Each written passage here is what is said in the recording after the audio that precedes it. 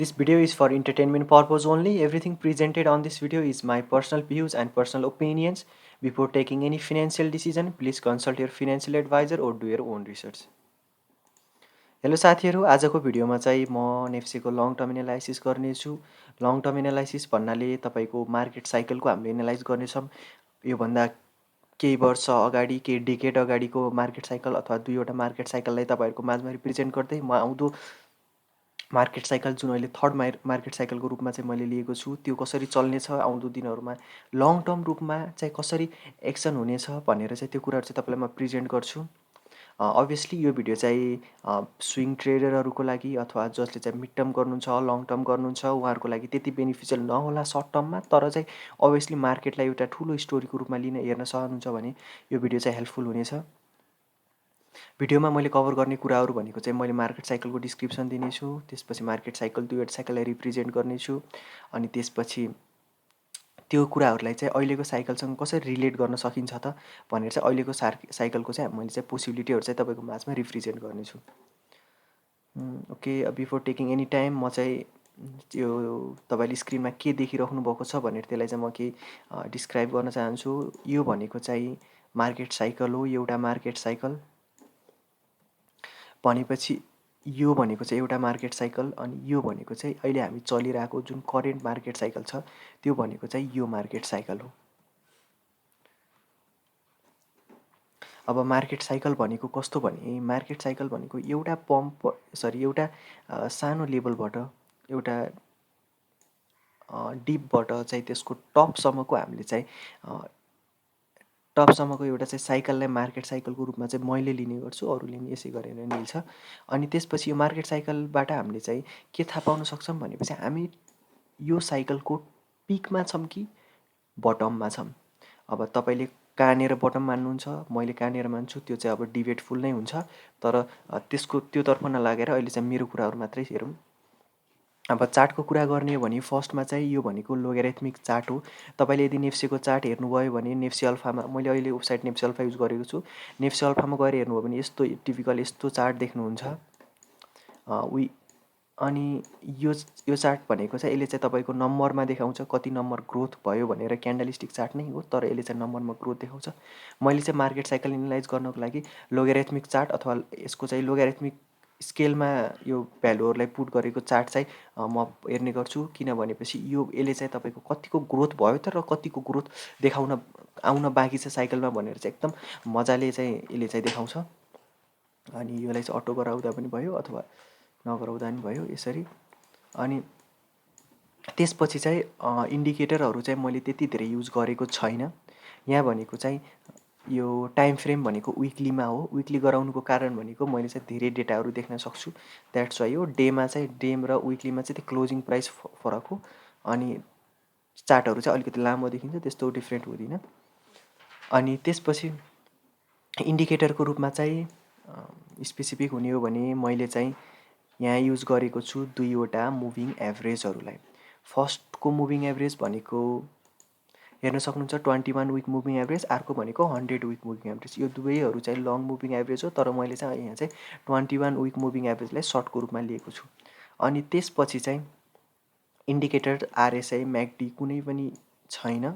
अब त्यो देखेर चाहिँ त छक्क नपर्नु होला कसरी यसले चाहिँ त्यो बिना चाहिँ गरिरहेको छ भनेर। अभियसली म चाहिँ यहाँ ट्रेन्ड हेर्न आएको, इन्डिकेटरले के भन्छ त्यसले चाहिँ त्यति धेरै इफेक्ट पर्दिनँ, किनभनेपछि तिनीहरू भनेको अभियसली ल्यागिङ इन्डिकेटर नै हुन्छ जति बेला पनि। यामे पनि ल्यागिङ नै हो, तर चाहिँ हामीले चाहिँ यसलाई चाहिँ ट्रेन्ड एनालाइसिसको लागि चाहिँ यामे चाहिँ चाहिन्छ भन्दा पनि केही हदसम्म यसले फाइदा पुऱ्याउँछ। यो चाहिँ भोल्युम इन्डिकेटर हो। अब भोल्युम तपाईँले चाहिँ कोलममा यसरी देख्नुभएको हुन्छ, त्यो चाहिँ यो होइन, किनभने यो चाहिँ पिबिटी हो। यसले चाहिँ भोल्युमको ट्रेन्ड देखाउँछ। हामी चाहिँ भोल्युमको ग्रोथ चाहिँ कुन रेसियोमा भइरहेको छ, मैले लोगेरिथमिक माथि युज गरेको छु क्यान्डलस्टिक, द्याट्स वाइ यो भोल्युम पनि मैले चाहिँ ग्रोथको एक्सपेक्टमै हेर्न चाहेको हुनाले चाहिँ मैले चाहिँ युज गरेको। अनि त्यसपछि तपाईँले स्टारहरू देखिराख्नु भएको छ, यो दुईवटा स्टार। यो स्टार भनेको यसले चाहिँ हाम्रो बटमबाट हामी बुल मार्केट स्टार्ट भइसक्यो भनेर चाहिँ देखाउँछ, हुनेवाला छ भनेर होइन कि भइसक्यो भनेर। अनि यो माथिको जुन छ यसलाई चाहिँ हामीले बेरिस क्रस भन्छौँ अथवा डेथ क्रस भन्छौँ, तलकलाई चाहिँ गोल्डन क्रस हो नाम चाहिँ। माथिकोलाई चाहिँ डेथ क्रस हो। यो डेथ क्रसले चाहिँ तपाईँको बुल मार्केट खतम भइसक्यो भनेर टिपिकल्ली देखाउँछ। हुनेवाला छ भनेर होइन कि भइसक्यो भनेर। अनि त्यसको कारणले गर्दा चाहिँ यिनीहरू चाहिँ ल्यागिङ इन्डिकेटर हुन्। ट्रेन्ड स्टार्ट भइसक्यो भने अथवा ट्रेन्ड खतम भइसक्यो भने बल्ल चाहिँ यिनीहरूले चाहिँ तपाईँलाई चाहिँ इन्फर्मेसन दिन्छ। अब त्यसपछि चाहिँ हामी चाहिँ अब साइकलको नै कुरा गर्नुतर्फ सरी एउटा कुरा के छ भने यो जुन तपाईँले लाइनहरू देखिराख्नु भएको छ यो लाइनहरूमध्ये यो लाइन भनेको चाहिँ यो जुन लाइन छ व्हाइट लाइन यो भनेको मिडियन लाइन हो। ग्रोथको मिडियन जुन तपाईँले चाहिँ पढ्नुभएको होला म्याथमा त्यही मिडियन लाइन हो। यसले चाहिँ मिडियन क्यालकुलेट गरेर चाहिँ यो लाइन ड्र भएको हुन्छ। अनि त्यसपछि यो लाइन भनेको चाहिँ तपाईँहरूलाई यसरी देखाउँछु म।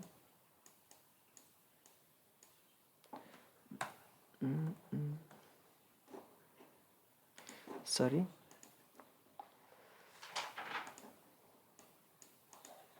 यो लाइन जुन ग्रीन लाइन छ यो लाइन भनेको चाहिँ 0.5 लेभलको लाइन हो। अनि यो तलको पनि -0.5 को लाइन हो। अनि यो बटमको चाहिँ तपाईँको यसलाई चाहिँ यो टपको चाहिँ 1 लेभलको लाइन हो भने यो पनि -1 लेभलको लाइन हो। अब यिनीहरूले हामीलाई के भन्छ भनेपछि यो चाहिँ तपाईँहरूले चाहिँ फर्स्टमा बुझ्नुहोस्। यो व्हाइट भनेको मिडियन लाइन हो। यसले चाहिँ प्राइसको मिडियन एभरेज अथवा मिडियनलाई चाहिँ तपाईँको के गर्छ एभरेज नभनौँ एभरेजभन्दा मिडियन ठिक होला। मिडियनलाई चाहिँ क्यालकुलेट गर्छ यसले चाहिँ। अनि त्यसपछि हाम्रो चाहिँ एउटा टिपिकल मिडियम प्राइसलाई चाहिँ यसले चाहिँ लामो टाइम फ्रेममा चाहिँ यसले देखाउँछ। भनेपछि यदि यो लेभलमा प्राइस चलिरहेको छ भने प्राइस हामी अहिले चाहिँ मिडलमा छौँ भनेर चाहिँ रिप्रेजेन्ट हुन्छ ग्रोथको एक्सपेक्टमा।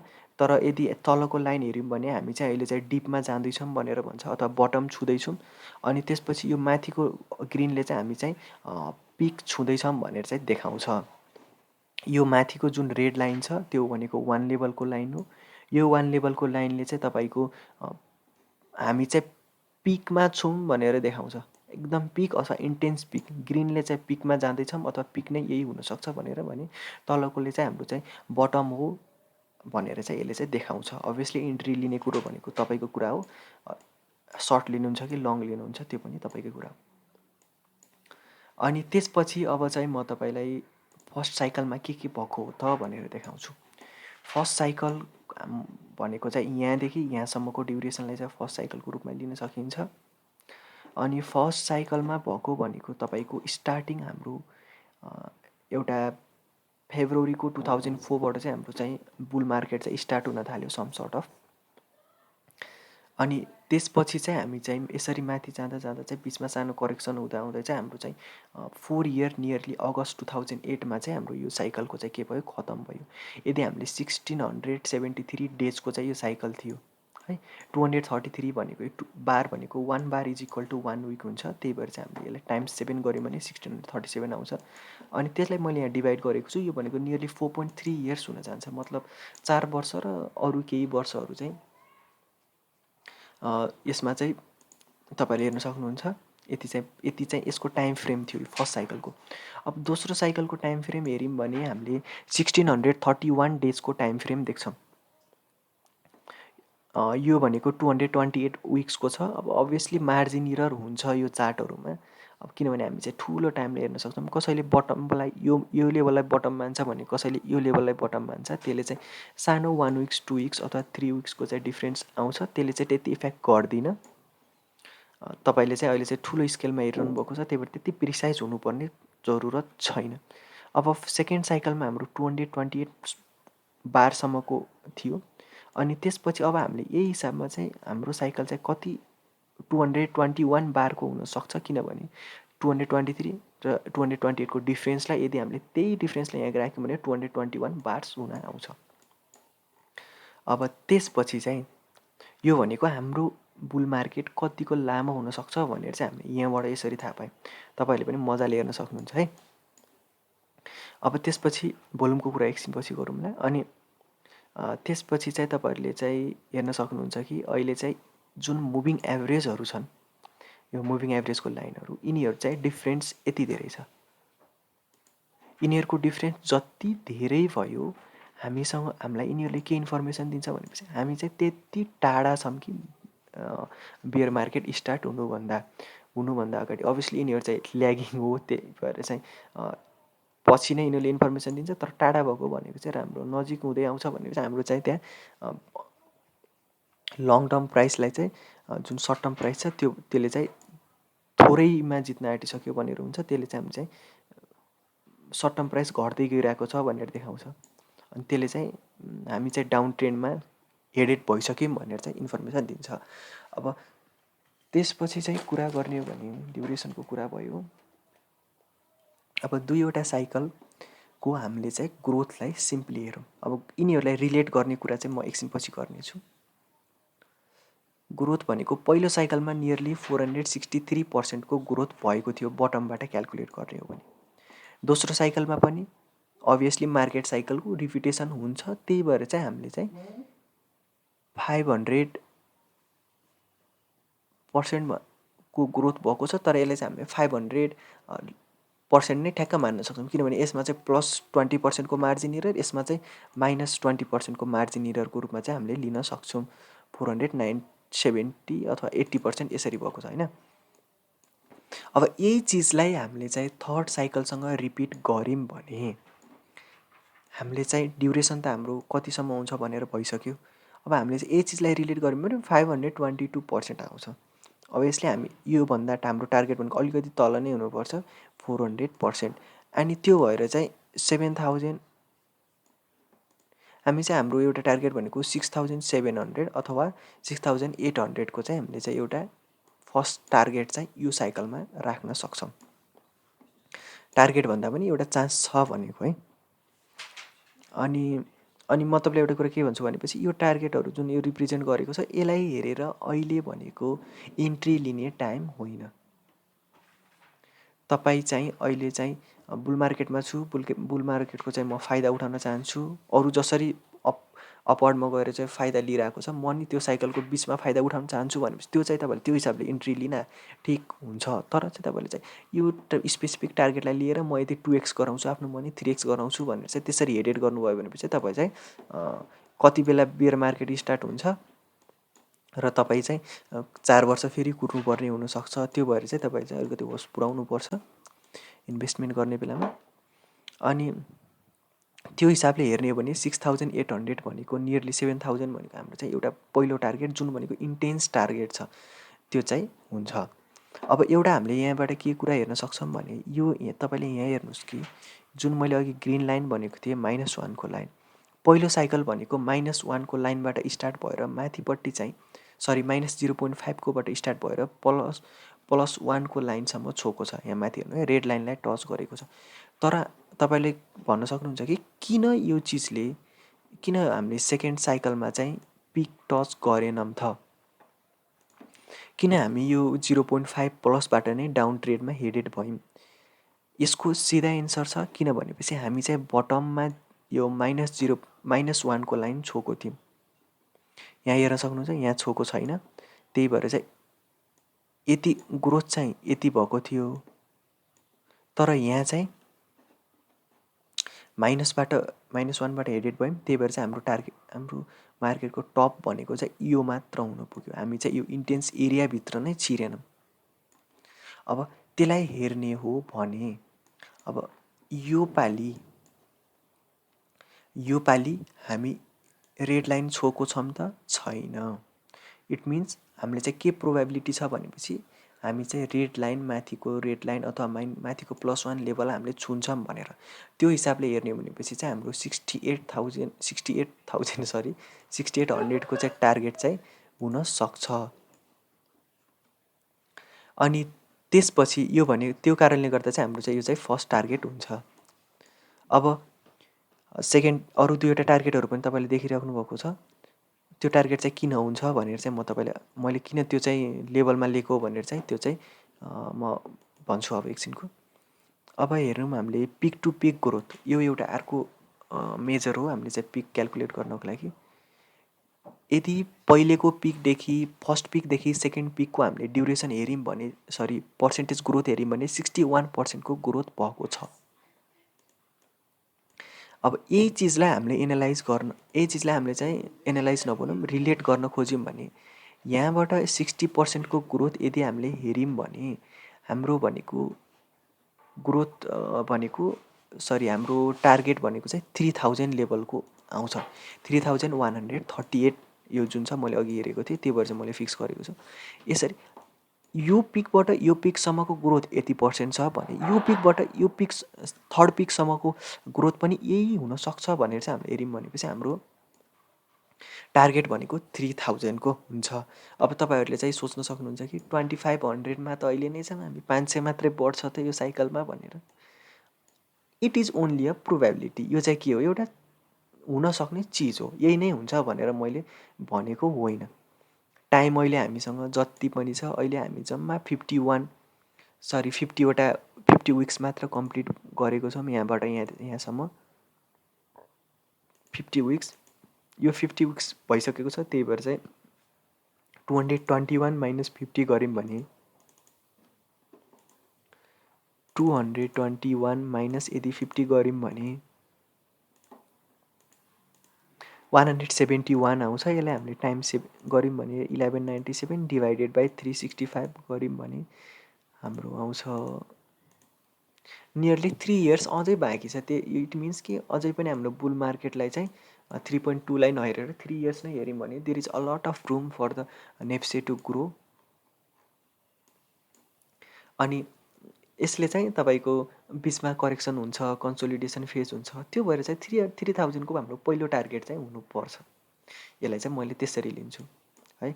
पिक टु पिक ग्रोथ हेऱ्यौँ भनेपछि पनि त्यो हुन्छ। अनि अब दोस्रो टार्गेट चाहिँ यदि सेकेन्ड साइकलको जुन टप थियो त्यही साइकलको ग्रोथ अनुसार नै यो पालि नै हुन्छ भन्यो भने यदि यो बुल मार्केट सकिने बेलामा हामी त्यो लेभलमा हुन सक्छौँ। त्यो भएको कारणले गर्दा चाहिँ 4800 भनेको चाहिँ हाम्रो चाहिँ सेकेन्ड टार्गेट हुन्छ। अब यसले यो चिजहरूले तपाईँको पोर्टफोलियोलाई कसरी इफेक्ट, म तपाईँलाई अलिकति त्यो एकछिन भन्छु। म तपाईँलाई चाहिँ भोल्युमको पिबिटीको त कुरै भएन नि, पिबिटीको केही चिजहरू देखाउन चाहन्छु। तपाईँले चाहिँ अहिले लिक्विडिटी मार्केटमा बढेको छ एकदम धेरै भनेर चाहिँ तपाईँले बुझ्न सक्नुहुन्छ है, त्यो सबैले नै भनिरहेको छ।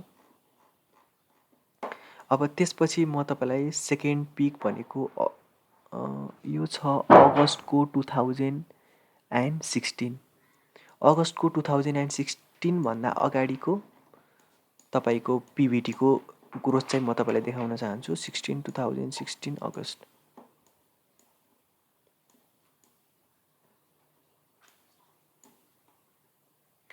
यो लेभल अगस्त 2016 हो, अगस्त 2016 जुन जुलाई अगस्त।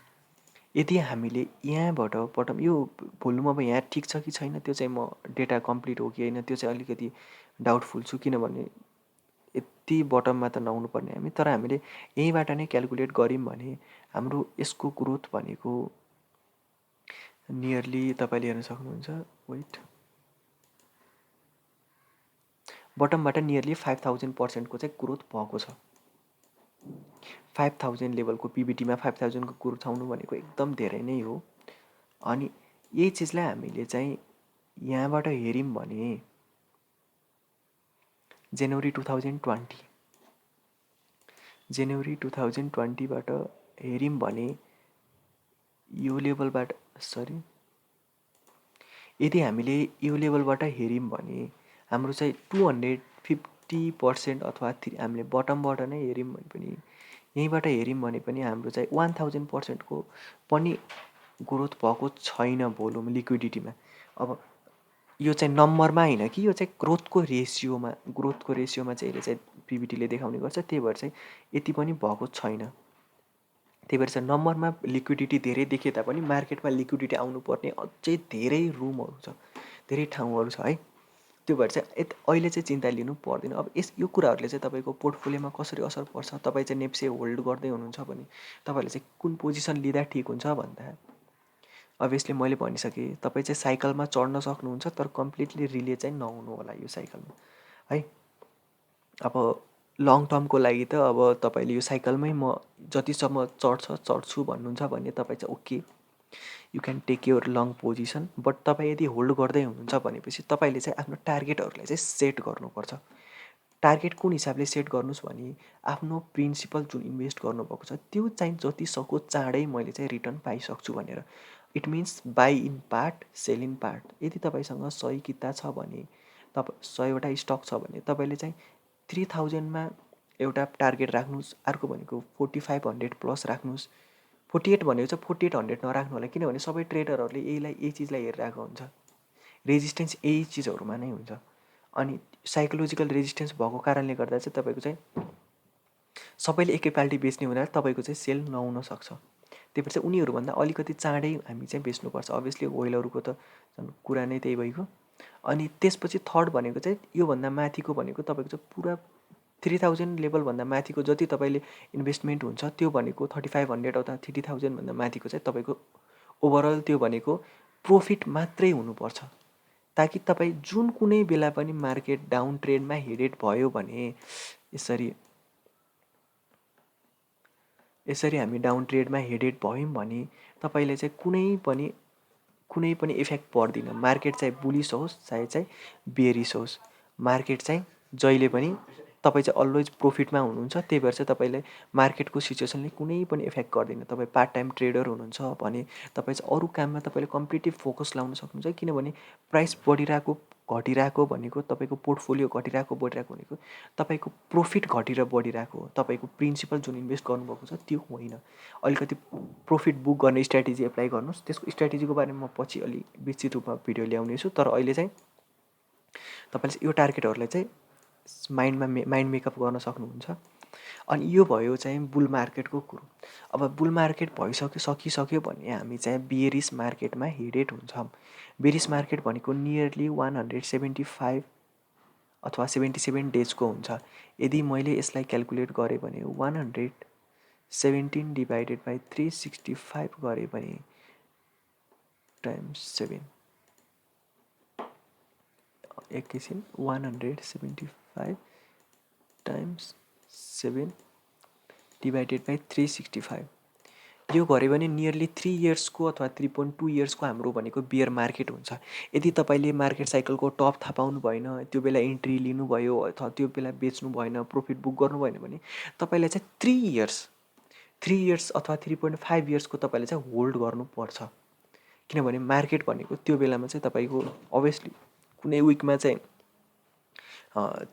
यो क्लोजिङ त्यति माथि नभए तापनि कुनै विक चाहिँ बुलिस नै थियो होला कुनै डेजहरू। तर चाहिँ तपाईँले चाहिँ हेर्न सक्नुहुन्छ कि यदि यहाँनिर इन्ट्री लिनुभएको छ भने तपाईँले चाहिँ यो लेभलमा तपाईँले 3 वर्षपछि मात्रै नै यहाँ पाउनुहुन्छ। हेर्नुहोस्, यो लेभलमा हामी यति पछि मात्र आएको छौँ।